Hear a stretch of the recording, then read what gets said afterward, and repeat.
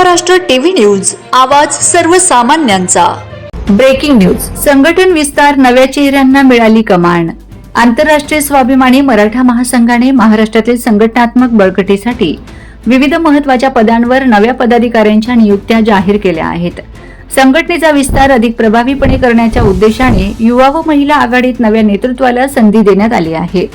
महासंघाच्या युवा आघाडीच्या प्रदेश कार्याध्यक्षपदी लखनदादा घाडगे पाटील यांची नियुक्ती करण्यात आली असून महिला आघाडीच्या प्रवक्तापदी कुसुमताई गोवमे यांची निवड करण्यात आली आहे। तसेच दिव्या गोवबे यांच्यावर नागपूर जिल्हा युवती आघाडीच्या जिल्हाध्यक्ष पदाची जबाबदारी सोपविण्यात आली आहे।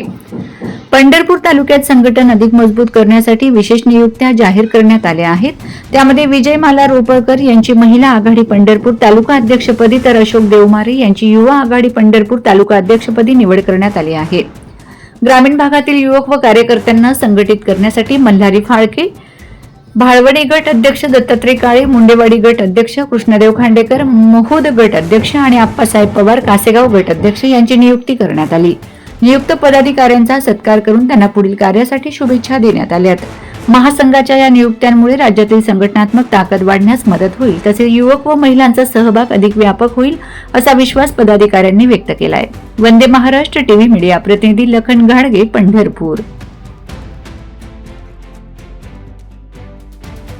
वंदे महाराष्ट्र टीव्ही न्यूज, आवाज सर्वसामान्यांचा। अशाच नवनवीन बातम्या पाहण्यासाठी आमच्या चॅनलला सबस्क्राइब करा, बेल आयकॉनला क्लिक करा।